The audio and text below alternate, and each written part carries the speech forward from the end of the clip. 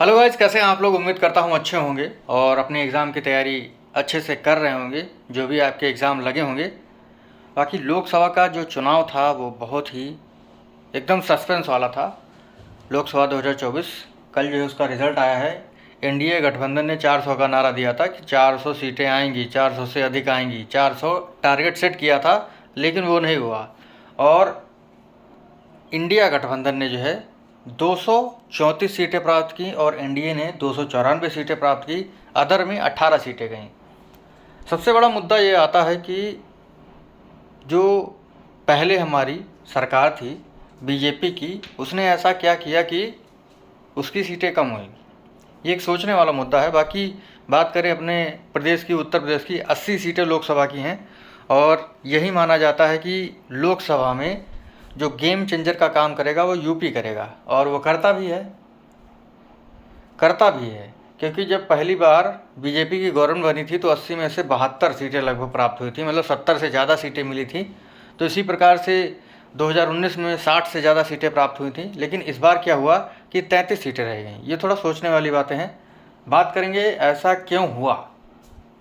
सबसे पहले बात आती है बेरोज़गारी की। सबसे बड़ा मुद्दा बेरोज़गारी का। कोई भी भर्ती नहीं निकाली गई। बच्चे जो है प्रशिक्षण कर ले रहे हैं, बीएड है, बीटीसी है, कोई भी जो है प्रशिक्षण कर लेते हैं, चाहे वो मेडिकल से जुड़ा हुआ हो। भर्ती नहीं निकल रही है, केवल फॉर्म भरा लिया जाता है और उसके बाद जो है भर्ती नहीं निकलती है। न जाने कितने बैच के युवा जो हैं वो बीटीसी के बेरोज़गार घूम रहे हैं, इंतज़ार कर रहे हैं कि टेट आएगा, कब टेट आएगा, कब सुपर टेट आएगा। जब जो है सवाल पूछा जाता है कि भर्ती कब आएगी तो कहते हैं कि जो है शिक्षक और छात्र अनुपात बराबर है तो भर्ती नहीं आएगी। और आपको मैं बता दूं, जो हमारे शिक्षा मंत्री हैं संदीप कुमार जी, उनके पिताजी खड़े थे लोकसभा में, तो वो हार चुके हैं। तो देखिए, कुछ ना कुछ इम्पैक्ट ज़रूर पड़ता है इसका कि एक तो शिक्षा मंत्री हैं और जब ऐसी बातें कहते हैं तो युवाओं के दिल पे चोट लगती है, सोचते हैं ये क्या हो रहा है। क्योंकि अपेक्षा ये होती है गवर्नमेंट से कि मैंने गवर्नमेंट को वोट दिया है तो वो मुझे रोज़गार देगा। तो ये चीज़ें नहीं होती हैं, जिसकी वजह से ये खामियाजा भुगतना पड़ रहा है बीजेपी को। अगर ऐसा ना होता तो बीजेपी अच्छा करती। भाई पहली बार जो है 70 सीटें, लगभग 70 से ऊपर सीटें प्राप्त की थी, ठीक है। ऐसा क्या हुआ कि 33 रह गई। ये सोचने वाली बात है। मैंने एक बात बता दी कि सबसे बड़ी बात है बेरोज़गारी, कि युवा जो है ट्रेनिंग करके बैठा हुआ है और उसको रोज़गार नहीं मिल रहा है।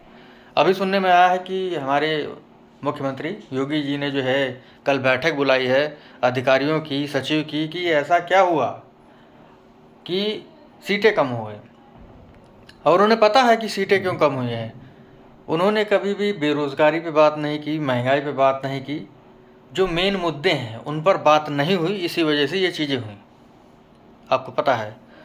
और कहते हैं ना, जिस ओर जवानी चलती है उस ओर जमाना चलता है। तो जिस ओर जो है नवयुवक चलेंगे उसी ओर जो है चीज़ें चलेंगी। भाई मान लीजिए मैं हूँ, पता है कि मेरे परिवार वालों ने मुझे ट्रेनिंग कराई है और उसके बाद मैं 5 साल 6 साल से इंतज़ार कर रहा हूँ, उसके बाद कोई भर्ती नहीं आ रही। तो आस पड़ोस के लोग पूछेंगे क्या कर रहे हो भैया, तो कहेंगे कुछ तो कर नहीं रहे हैं, ट्रेनिंग किए थे लेकिन भर्ती नहीं आ रही। तो मतलब एक तो हमारे घर वाले वोट नहीं डालेंगे और पास में जो हमारे आस पड़ोस के वो भी वोट नहीं डालेंगे, उसका इफेक्ट पड़ता है। सबसे पहली बात मैंने आपको बताई बेरोज़गारी की। दूसरी बात आती है धांधली की। धांधली की, पेपर्स में धांधली। आर का पेपर लीक हो गया, ठीक है, पुलिस वाला पेपर लीक हो गया। लाखों बच्चों ने जो फॉर्म डाला था, उसके बाद क्या होता है कि पेपर लीक हो जाता है। एक तो बच्चे जो है मेहनत करते हैं और किसी किसी का लास्ट अटैम्प्ट होता है, मतलब कि वो ओवर एज हो जाते हैं, मतलब लास्ट है 45 साल है, लास्ट या 40 साल है, तो लास्ट टाइम अपना पेपर दे रहे होते हैं। सोचते हैं कि इस बार जो है अंतिम चांस है, जी जान लगा के पढ़ लेता हूँ और जो है नौकरी मिल जाएगी, परिवार जो है अच्छे से चलेगा। लेकिन पेपर लीक हो जाता है। अब बताइए, पेपर लीक हो जाता है तो उसके बाद जो है एग्ज़ाम कब होगा किसी को पता नहीं है। तो ये चीज़ें होती हैं तो बुरा लगता है, इसी वजह से ये चीज़ें हुई हैं। और उसके बाद ये तो दूसरा मुद्दा हो गया कि धांधली वाला, पुलिस वाला आपको पता है, आर वाला पता है। अभी सुनने में आया था कि नीट का एग्ज़ाम जो है नीट का एग्ज़ाम कुछ सेंटर पे जो है जो पेपर था वो लीक हुआ, कितनी बड़ी बात है, मतलब सोचने वाली बात है। और उसके बाद महंगाई तो बढ़ ही रही है, ये भी है, महंगाई बढ़ रही है, रोज़गार मिल नहीं रहा है, तो लोग सोचते हैं क्या किया जाए। खाली फ्री राशन दे देने से काम नहीं चलेगा, 2000 रुपये जो है देने से काम नहीं चलेगा, क्योंकि और भी खर्चे होते हैं, कैसे चलेगा। तो लोग समझते हैं चीज़ों को, हर बार जो है ये चीज़ें नहीं काम करती हैं।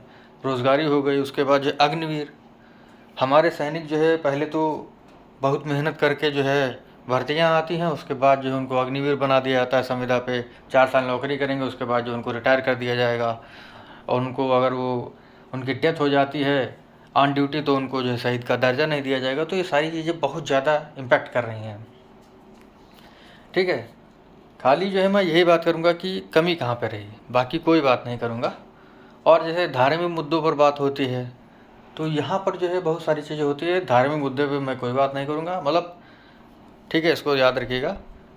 तो महंगाई हो गई, बेरोज़गारी हो गई, अग्निवीर जैसी जो स्कीम्स हैं ये बहुत ही प्रभाव डालती हैं। उसके बाद है कर्मचारी वर्ग। जो कर्मचारी वर्ग है उसने भी जो है काफ़ी इम्पैक्ट डाला है किस पे, इस चुनाव पर। जैसे मैं बताऊं, जो शिक्षक हैं हमारे, वैसे मैं शिक्षक के बारे में क्यों बात कर रहा हूं, क्योंकि मैं आपको शिक्षक ही बनाता हूं। बाकी अब तो जो है अधिकारी की बात हम लोग करने लगे हैं, थोड़ा सा मैं उस पर भी जा रहा हूं, क्योंकि अब शिक्षक की भर्ती निकल नहीं रही है तो कहाँ बात की जाए। जैसे शिक्षक हैं हमारे यूपी में हैं, माध्यमिक हैं, बेसिक में हैं, इतना ज़्यादा उस पर लोड दिया जाता है कि आप समझ नहीं पाएंगे कि काम कहाँ है। पढ़ाने का टाइम नहीं मिलता है। उसके बाद जो है नए नए उसमें प्लान्स आते हैं कि आपको जो है निपुण बनाना है बच्चे को, कक्षा 1 के बच्चों को इतना आना चाहिए, कक्षा 2 के बच्चों को इतना आना चाहिए, ठीक है। ऐसे ही जैसे इस बार लोकसभा के चुनाव में क्या हुआ कि इतना ज़्यादा प्रचार किया गया कि जो है हमारे हरदोई डिस्ट्रिक्ट में इतना ज़्यादा प्रचार किया गया, लेकिन जो वोटिंग थी वो 55% ही हुई, 1-2% बढ़ी। पहले 52% के समथिंग होती थी, लेकिन इस बार 55% ही हुई। मतलब इतना ज़्यादा प्रयास करने के बावजूद भी जो है इतना हुआ।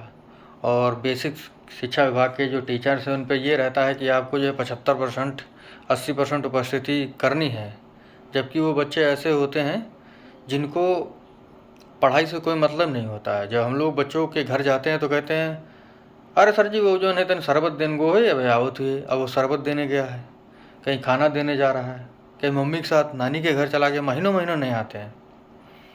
तो ऐसे हैं। तो बेसिक विभाग की बात करें तो इतने ज़्यादा प्लान्स आते हैं कि परिवार सर्वेक्षण आपको करना है, जनगणना आपको करनी है, कोई भी चीज़ें आती हैं, कोई भी सर्वेक्षण आता है तो आपको ही करना है। और उसके बाद जो है चेकिंग का इतना डर रहता है कि अगर 5 मिनट लेट हैं तो आप जो है एब्सेंट हो जाएंगे। अभी ऑनलाइन व्यवस्था आने वाली है, तो ठीक है ऑनलाइन आए, बाकी जो है उसके पीछे ये भी होना चाहिए कि थोड़ा सा और भी चीज़ें मिलनी चाहिए, मतलब छुट्टी अगर है तो हाफ लीव मिलना चाहिए। तो ये सारी चीज़ें हैं, बहुत प्रताड़ित करते हैं कर्मचारियों को, मतलब काम ज़्यादा लेते हैं। प्रताड़ित करने का मतलब है काम ज़्यादा लेते हैं, और इसी वजह से जो है ये चीज़ें हुई। ओपीएस, ओल्ड पेंशन स्कीम, तो उसने भी जो है काफ़ी इफेक्ट डाला। एनपीएस जैसे अभी चुनाव हुआ, कल 30 लाख करोड़ जो है शेयर मार्केट के चले गए, और कहा जाता है कि एनपीएस जो है वो पैसा शेयर मार्केट में लगेगा। तो बताइए भैया कर्मचारी कैसे खुश रहेगा, और कर्मचारी से बहुत सारे लोग जुड़े हुए हैं, ये न्यूज़ है। और अभी मैंने आपको बताया ना कि जैसे, तो ये चीज़ें जो है काफ़ी इम्पैक्ट करी हैं इस चीज़ पे। बाकी गवर्नमेंट किसी की भी बने, देखते हैं किसकी बनती है। और यही चीज़ें थी कि इसी वजह से जो है थोड़ा सा वो करना पड़ा। बाकी यूपी में जो है सपा ने 37 सीटें ली और कांग्रेस ने 6 सीटें प्राप्त की। काफ़ी अच्छा काम किया है इन लोगों ने, राहुल गांधी जी ने और अखिलेश जी ने। तो इसका इम्पैक्ट रहा, क्योंकि उन्होंने उन मुद्दों को टारगेट किया जो बीजेपी वाले छोड़ रहे थे। ऐसे मंदिर के मुद्दे को जो है उन्होंने टारगेट, जैसे बीजेपी वाले मंदिर है, गौ माता जी है, इन मुद्दों पे जो है टारगेट किया।